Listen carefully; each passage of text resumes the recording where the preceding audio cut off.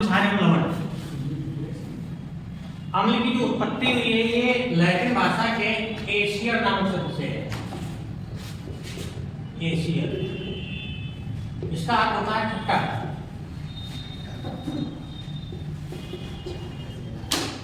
ठीक, जो एसिड या अम्ल है इस शब्द की उत्पत्ति हुई लैटिन भाषा। ठीक, लैटिन भाषा के एशियर शब्द से जिसका अर्थ होता है खट्टा। अच्छा, केमिस्ट्री में केवल दो ही भाषाओं का प्रयोग है, लैटिन और ग्रीक। एक अन्ना हम लोगों ने लैटिन भाषा पढ़ी है, अन्ना हम लोगों ने ग्रीक भाषा पढ़ी है, इसलिए केमिस्ट्री थोड़ा सा कठिन लगती है, होती नहीं बस लगती है। ठीक, अम्ल की खोज ही सबसे ज्यादा लैटिन लोगों ने की। आप लोगों ने देखा होगा पीपल है, बरगद है, इन पेड़ों में आम है, इन पेड़ों में एक चींटी पाई जाती है लाल कलर की, थोड़ा सा बड़ी होती है। ठीक है, उसको हम लोग क्षेत्र में सुसुटी बोलते हैं।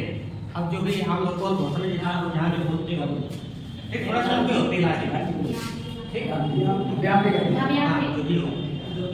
वो अगर काट ले तो हमारे शरीर में जलन होने लगती है जहाँ पर वो काटती है, जिस स्थान पर। ठीक, जिस स्थान पर वो चींटी काटती है तो उस स्थान पर जलन होने लगती है। ठीक, अब अगर उस चींटी को मारकर उसका स्वाद चखा जाए तो खट्टा होता है। ठीक, और खट्टा होना किसका गुण है? अम्ल का। ठीक, उस चींटी को लैटिन लोग कहा करते थे थर्मिका। क्या कहा करते थे? थर्मिका। अब उस थर्मिका का टेस्ट खट्टा था। ठीक, थर्मिका कहते थे, तो थर्मिका में खट्टा पदार्थ यानी अम्ल निकला, उसका नाम दे दिया गया थार्मिक। क्या नाम दे दिया गया? थार्मिक। ठीक, फार्मूला होता है HCOOH, थार्मिक। ठीक, थार्मिक अम्ल चींटी में पाया जाता है, ततैया में पाया जाता है। ठीक, और ये थार्मिक अम्ल बिच्छू में पाया जाता है। मात्रा में सब में अलग अलग होती है। ठीक, चींटी में सबसे कम होती है, ततैया में उससे अधिक होती है, और बिच्छू में सबसे अधिक होती है। एक नाम से शब्द के एशियर नामक शब्द से बना है, जिसका अर्थ होता है खट्टा। स्वभाव ही इसका खट्टा होता है। ठीक, और जितने भी हमारे अम्ल वो सभी लैटिन भाषा से एशिया के शब्द से बना एस्टिकम। ठीक, दही को कहा करते थे लैटिन लोग लैक्टम। ठीक, अब लैक्टम भी दही भी खट्टा होता है, तो उस दही में जो अम्ल पाया गया उसका नाम दे दिया गया लैक्टिक अम्ल। ठीक, क्या दे दिया गया? लैक्टिक अम्ल। तो अगर हम एसिड की बात करें यानी अम्ल की बात करें तो कैसे जानेंगे? ये स्वाद में खट्टे होते हैं। ठीक, ये जल में घुल करके H धनायन देते हैं। ठीक, क्या देते हैं? H धनायन देते हैं। ये नीले पेपर को लाल कर देते हैं। बस ये दो दिन पढ़ लीजिए, चलिए लिखिए। अम्ल स्वाद में खट्टे होते हैं।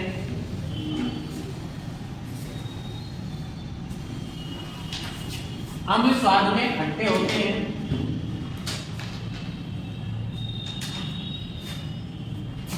अम्ल स्वाद में खट्टे होते हैं। अम्ल जल में घुलकर H धनायन देते हैं। H धनायन मतलब हाइड्रोजन धनायन। ठीक है, ये जल में घुलकर H धनायन देते हैं।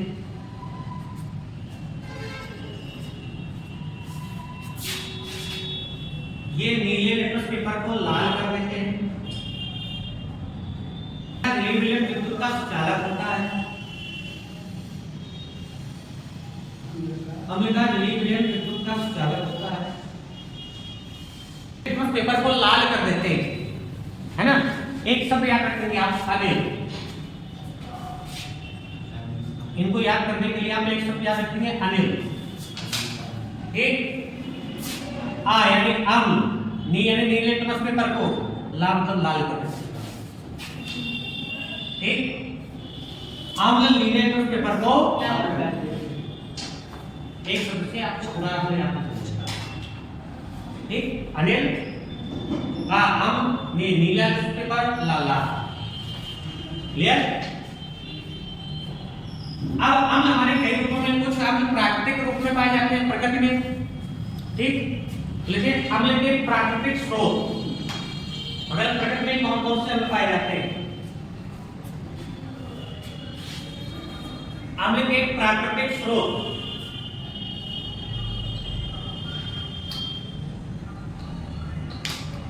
कैसे हमारा एसिटिक अम्ल है,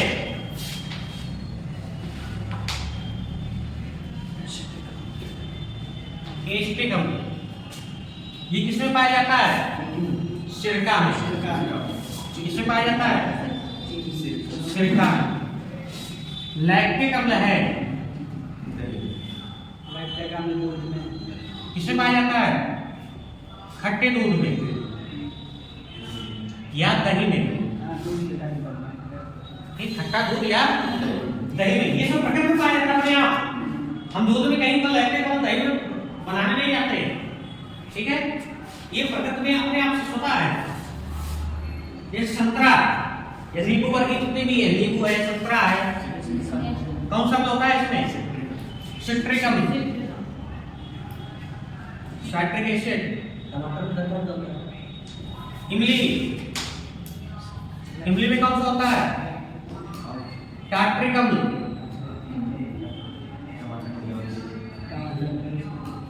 कौन सा होता है, टार्ट्रिक अम्ल। क्या बोलते हैं तुम, ऑर्गेनिक अम्ल। टमाटर, टमाटर में कौन सा होता है, ऑर्गेनिक अम्ल।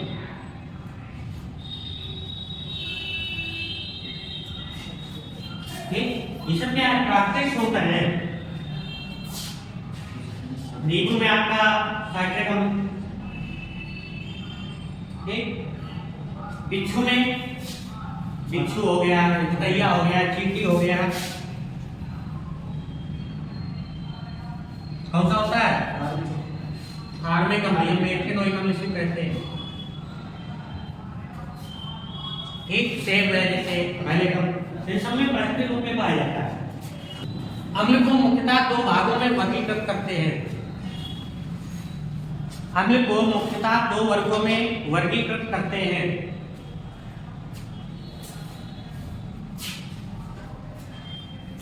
दो वर्गों में वर्गीकृत करते हैं। नंबर 1 प्रबल अम्ल, नंबर 2 दुर्बल अम्ल। ठीक, प्रबल अम्ल और दुर्बल अम्ल, ठीक है क्या दोनों में,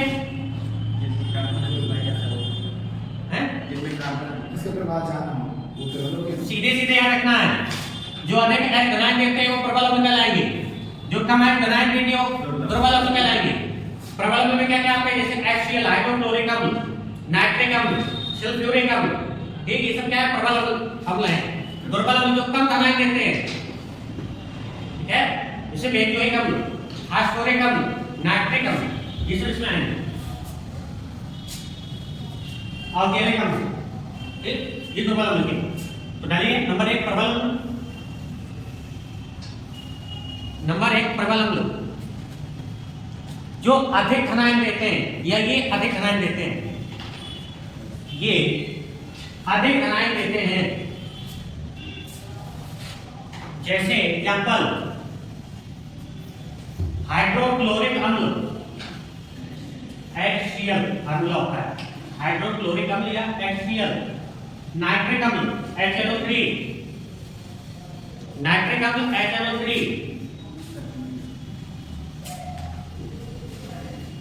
सल्फ्यूरिक अम्ल HSO4, वो H2SO4, सल्फ्यूरिक अम्ल, हाइड्रोक्रोमिक अम्ल HBr, ये सब प्रबल अम्ल है। जैसे HCl हाइड्रोक्लोरिक अम्ल होता है, वैसे HBr हाइड्रोक्रोमिक अम्ल। दूसरा दुर्बल अम्ल, ये कम H घनाएं देते हैं, ये कम H घनाएं देते हैं।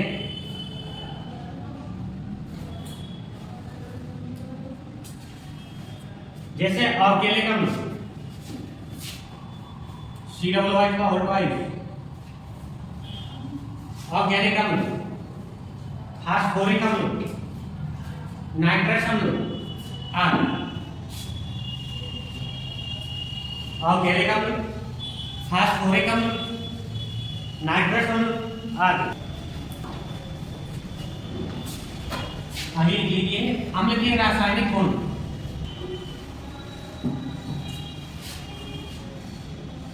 सबसे पहले तो है वही अम्ल और क्षार। ठीक, जब हम किसी अम्ल की क्रिया किससे कराएंगे, क्षार से करा दें तो क्या बन जाएगा, लवण बनेगा और जल बनेगा। और ये जो क्रिया होगी ये कहलाती है उदासीनीकरण। क्या कहलाती है, उदासीनीकरण। ठीक, अगर रिएक्शन हम देखें, जैसे कोई भी अम्ल ले लें HCl, क्षार ले लें NaOH, ठीक, तो क्या क्रिया होगी, NaCl लवण बन जाएगा और H2O जल बन जाएगा। ठीक, पहला रासायनिक गुण हो गया। जब अम्ल और क्षार की क्रिया होती है तो लवण और जल बनता है। ठीक, अगर हम अम्ल की क्रिया धातु से करा दें किसी भी अम्ल की, ये दूसरा इसका रासायनिक गुण बन जाता है। अम्ल की क्रिया हम किसी धातु से करा दें तो बन जाएगा लवण और हाइड्रोजन गैस। क्या बनेगा, हाइड्रोजन गैस। ठीक, किसी भी अम्ल की क्रिया हम धातु से कराएंगे तो हाइड्रोजन गैस निकलेगी और लवण बनेगा। ठीक, अगर हम अम्ल की क्रिया धातु कार्बोनेट से करा दें, ठीक, जैसे कैल्शियम कार्बोनेट है, सोडियम कार्बोनेट है ना, यानी अम्ल प्लस क्रिया किससे करा दें, धातु कार्बोनेट से, क्या बनेगा, लवण, जल और कार्बन डाइऑक्साइड।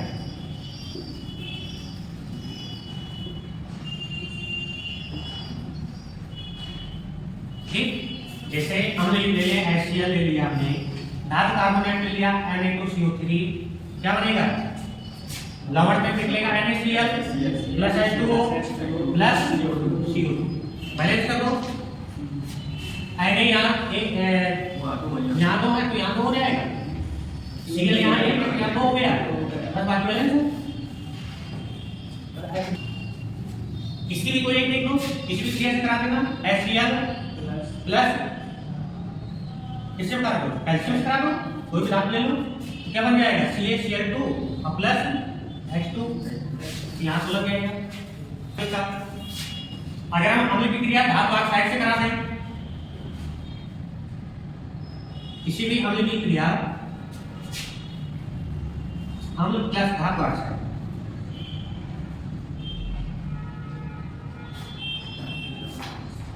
तो क्या बन जाएगा, लवण बन जाएगा और जल। ठीक, जैसे हमने अम्ल ले लिया HCl प्लस धातु ऑक्साइड ले लिया कैल्शियम ऑक्साइड, क्या बन जाएगा, CaCl2 प्लस H2O, यहाँ तो लगे। ये चार बस यही इंपॉर्टेंट है इसमें, अम्ल और क्षार की क्रिया होगी तो लवण और जल बनेगा। ठीक, लवण में तो सब में बनना है, हमने क्या क्रिया किसी तरह लवण सब पे बनना है। ठीक, अम्ल और क्षार की क्रिया होगी लवण जल बन जाएगा। अम्ल की धातु से क्रिया होगी, धातु से जब भी क्रिया करेंगे तो हाइड्रोजन गैस बनाएगा। ठीक, अम्ल धातु कार्बोनेट से क्रिया होगी, लवण जल और CO2 निकल जाएगी। अम्ल धातु ऑक्साइड से होगी तो लवण और जल बन जाएगा। ठीक, ये आपके हो गए अम्ल के रासायनिक गुण। अब यहाँ लिखिए क्षार। अब देखते हैं लोग क्षार। ठीक, अम्ल में हमने पहला पॉइंट क्या लिखा, ये स्वाद में खट्टे होते हैं, तो क्षार स्वाद में कड़वे या कसाले होते हैं। कैसे होते हैं, चूना का टेस्ट ऐसा होता है, कड़वा या कसैला होता है। ठीक, लेकिन ये स्वाद में कड़वे या कसैले होते हैं, ये स्वाद में कड़वे या कसैले होते हैं। नेक्स्ट, हमने क्या लिखा था, जल में घुलकर एनायन देते हैं, ये जल में घुलकर OH एनायन देते हैं। OH ऋणायन देते हैं। क्या देते हैं? OH ऋणायन। ये जल में घुलकर OH ऋणायन देते हैं। हो गया? अगला पॉइंट क्या था? हाँ, अब ये लेटरस पेपर को लाल कर देते हैं, तो ये लाल लेटरस पेपर को नीला कर देते हैं। क्षार लाल लेटरस पेपर को नीला कर देते हैं। जैसे उसमें अभी से रुपया था अनिल, उसी तरह इसमें आप सब याद रखेंगे छलनी। जानते होंगे सभी? ठीक, छलनी। देखो, छा यानी क्षार, ला यानी लाल लेटरस पेपर, अन्नी मतलब नीला। ठीक, तो क्षार लाल लेटरस पेपर को नीला कर देते हैं। जैसे अम्ल का विलयी घोल भी विद्युत का सुचालक होता है, तो क्षार का भी विलयी घोल विद्युत का सुचालक होता है। लिख लो, इसका विलयी घोल विद्युत का सुचालक होता है। क्षारक किसे कहेंगे? क्षारक। हाँ, किसे कहेंगे क्षारक? अरे वे क्षार जो जल में विलय होते हैं या जल में घुल जाते हैं, वही क्षार कहलाते हैं। ठीक, वे क्षार जो जल में विलय होते हैं क्षारक कहलाते हैं। जैसे KOH,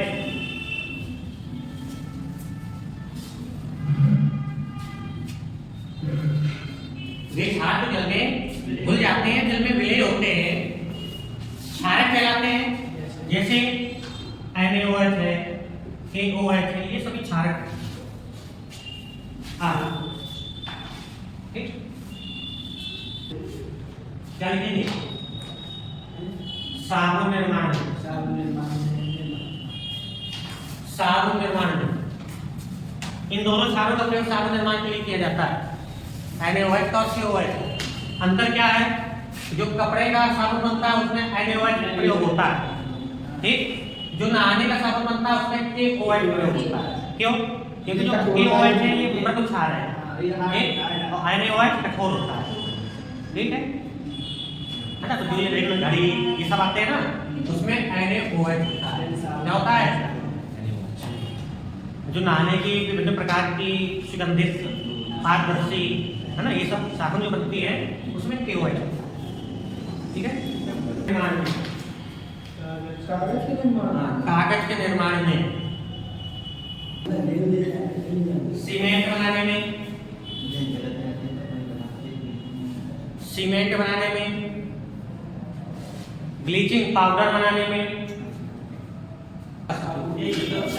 और लिखे लवण।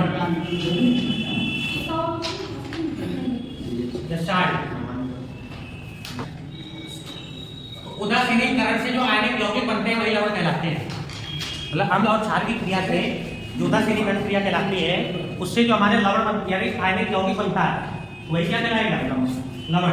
तो बस एक लाइन लिख लीजिए, उदासीनीकरण क्रिया से बने आयनिक यौगिक लवण कहलाते हैं। उदासीनीकरण क्रिया से बने आयनिक यौगिक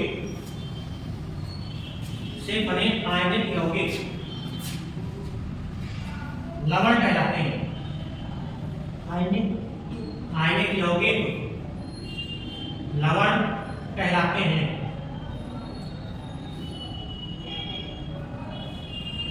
ठीक, अब अगर हम इसके गुण को देखें, हम लवण में डिसाइड कर सकते हैं कि ये अम्लीय है, क्षारीय है या उदासीन। क्यों? क्योंकि अगर उस आयनिक यौगिक में अम्ल की मात्रा अधिक है तो उसका प्रभाव, लवण का प्रभाव भी अम्लीय होगा। ठीक, अगर आयनिक यौगिक में क्षारीय की मात्रा अधिक है, क्षार की मात्रा अधिक है, तो वो लवण का प्रभाव भी क्षारीय होगा। अगर दोनों इक्वल मात्रा में अम्ल और क्षार, तो फिर लवण जो बनेगा वो हमारा उदासीन होगा। ठीक, लिखिए लवण अम्लीय, क्षारीय अथवा उदासीन प्रकृति का हो सकता है, अथवा उदासीन प्रकृति हो सकते हैं। मतलब तीन हैं, अम्लीय लवण,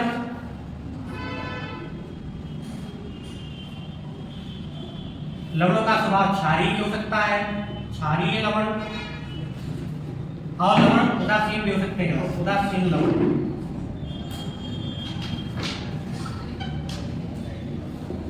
ठीक, अम्लीय लवण, क्षारीय लवण और उदासीन।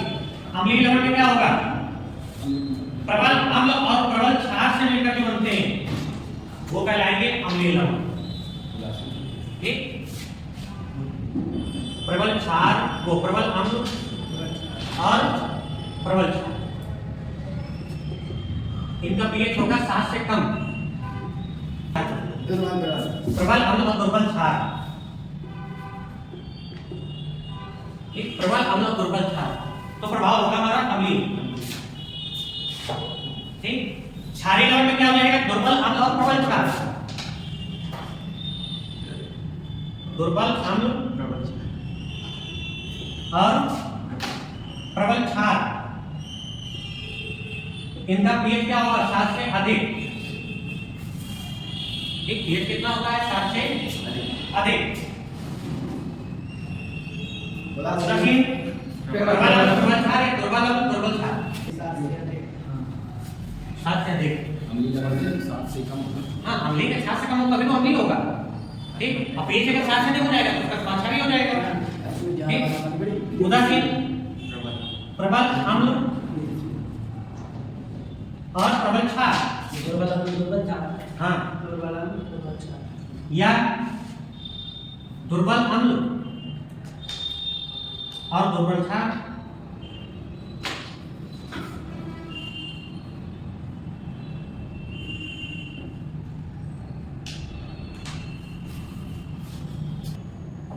जैसे NaCl है, KCl है, ये उदासीन होते हैं।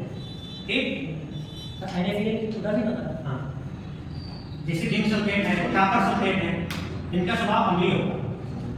ठीक, सोडियम कार्बोनेट है, कैल्शियम कार्बोनेट, इनका स्वभाव क्षारीय होगा। हो गया?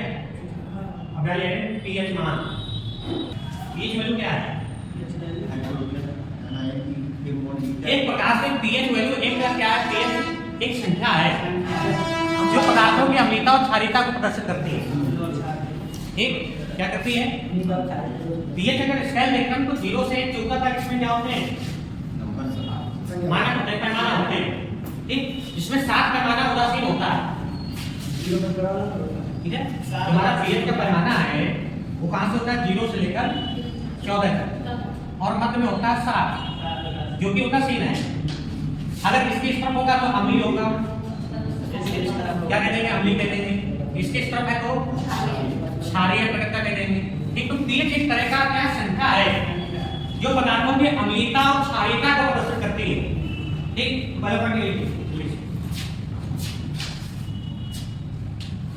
पीएच मूल्य एक संख्या है, एक संख्या है जो पदार्थों की अम्लीयता व क्षारीयता को प्रदर्शित करती है, जो पदार्थों की अम्लीयता व क्षारीयता को प्रदर्शित करती है।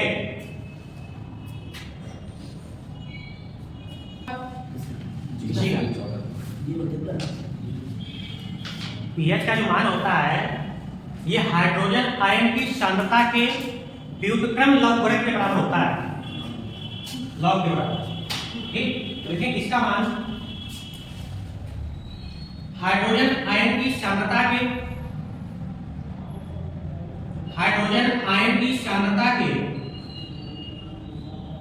व्युत्क्रम के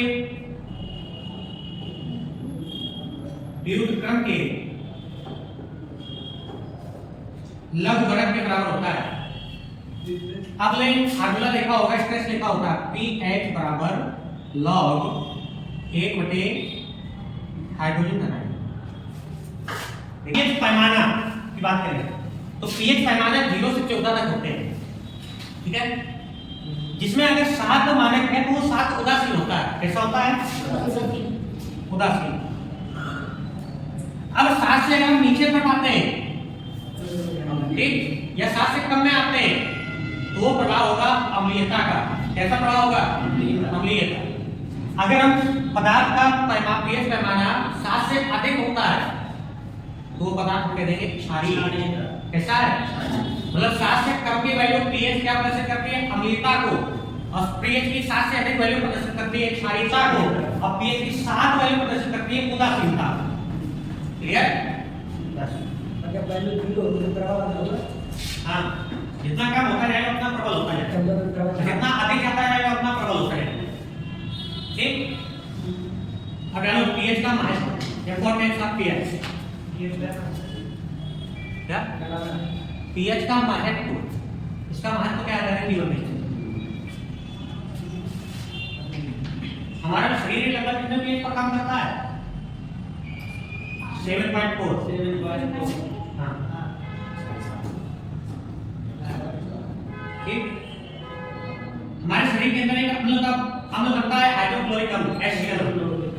ठीक, जो यदि इसका पीएच मान होता है लगभग 2 HCl का, ठीक, जो कि प्रोटीन पाचन के लिए आवश्यक होता है। ठीक, अब जब ये हाइड्रोक्लोरिक अम्ल की मात्रा अधिक होने लगती है, ठीक है, तो हमारे शरीर में एसिडिटी की प्रॉब्लम होने लगती है। बेटा खाते हैं चीनी को, कोई पदार्थ खाते हैं चीनी, शुगर, ठीक, तो हमारे लार में बैक्टीरिया पाए जाते हैं। वो बैक्टीरिया उस चीनी को तोड़ करके अम्ल बनाते हैं। ठीक, और जब वो अम्ल बनाते हैं तो ये अम्ल मुंह में जो पीएच का काम करता है, क्या करता है? पीएच का काम करता है। और अगर हम ज्यादा मात्रा में, अधिक मात्रा में मीठा या चीनी खाते हैं तो क्या है, हमारे दांतों में सड़ फूल जाता है।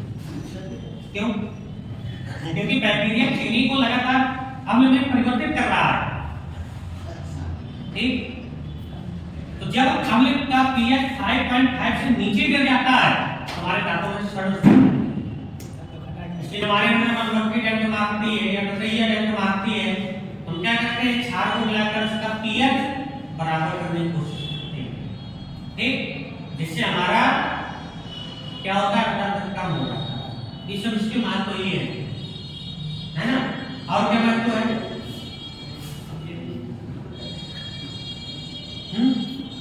अगर हमारी मृदा अम्लीय हो जाती है तो उसमें चूने का छिड़काव कर देते हैं, ठीक, जिससे हमारा पीएच सुधर जाता है। ये सब पीएच के महत्व है। और डालो अम्लीय वर्षा, क्या कहेंगे, जब वर्षा जल का पीएच 5.5 से कम हो जाता है तो एक उसी का हम लोग कहते हैं अम्लीय वर्षा। ठीक, तो लीजिए, जब वर्षा जल का पीएच 5.5 से कम होता है, 5.5 या 5.6 से कम होता है तो उसे अम्लीय वर्षा कहते हैं। यह भवनों, इमारतों, पेड़ पौधों, जंतुओं आदि को क्षति पहुंचाती है, क्षति या हानि पहुंचाती है। यह भवनों, इमारतों, पेड़ पौधों, जीव जंतुओं को क्षति पहुंचाती है या हानि पहुंचाती है। ठीक है, अगर दूध को खराब होने से बचाना है तो आप उसमें थोड़ा सा केला का पत्ता डाल दीजिए, आपका दूध जल्दी फटेगा। मानव रक्त का पीएच कितना होता है? मानव रक्त का पीएच 7.4 पहले नहीं बताया हमने, कितना बताया? कुछ तत्वों के पीएच में और दूध के मिलने में उससे लिख देना इसका कितना पीएच होता है। ठीक है, क्वेश्चन आ जाता है इससे। प्रणाली इंडिकेटर, ठीक, उसी प्रकार जो हमारे सूचक हैं तो ये भी हमें अम्ल और क्षार की पहचान कराते हैं। जैसे लिटमस पेपर था, ठीक, हमने शुरू बताया कि अम्ल जो होता है वो नीले तो उस पेपर को लाल कर देता है। अगर हमें अम्ल की पहचान करना है, कोई घोल रखा है उसके हमें पहचान नहीं कि अम्ल की क्षार है, तो उसको उठा करके लाल पेपर को डालेंगे, अगर नीला कर देगा पहचान जाएंगे कि अम्ल है। अगर नीले पेपर को लाल कर रहा है पहचान जाएंगे क्षार, वो लाल को नीला कर रहा है पहचान जाएंगे क्षार है। ठीक, जैसे आपने देखा होगा चूने में जब हल्दी मिला देते हैं या हल्दी में चूना मिला देते हैं तो उसका कलर बिल्कुल चेंज हो जाता है। ठीक, तो हल्दी भी क्या सूचक है, और काहे के सूचक है? क्षार की। ठीक, कुछ प्राकृतिक सूचक होते हैं और कुछ कृत्रिम सूचक होते हैं, जैसे मेंथल और ये सब प्रयोग होते हैं सूचक के रूप में, है ना। देखो ऐसे पदार्थ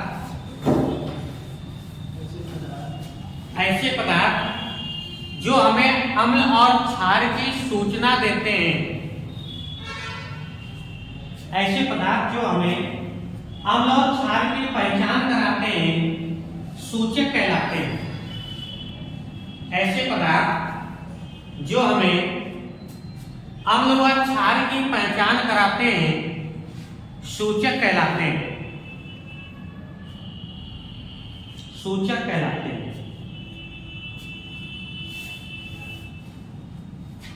ठीक, सूचक या इंडिकेटर कहलाते हैं। ठीक, अब ये कई प्रकार के होते हैं। कुछ तार्किक सूचक होते हैं, है ना, कुछ संश्लेषित सूचक होते हैं, कुछ को ग्रहण सूचक होते हैं, जैसे प्याज है, ठीक, और वेनिला अर्क है। अगर प्याज को हम क्षार में दे दें तो क्षार की गंध खत्म हो जाती है। ठीक, क्योंकि प्याज में एक अपनी गंध होती है, उसको अगर क्षार में मिला दें तो क्षार की गंध खत्म कर देगा, मतलब गंध को अपनी खो देता है। ठीक, गंध उसकी समाप्त हो जाती है, तो बच्चा कहते हैं कि क्षार है। ठीक, प्राकृतिक सूचक में से हल्दी हो गई हमकी, ठीक, और है लिटमस पेपर, हाँ लिटमस पेपर हो गया। आपका ये चैप्टर भी समाप्त होता है।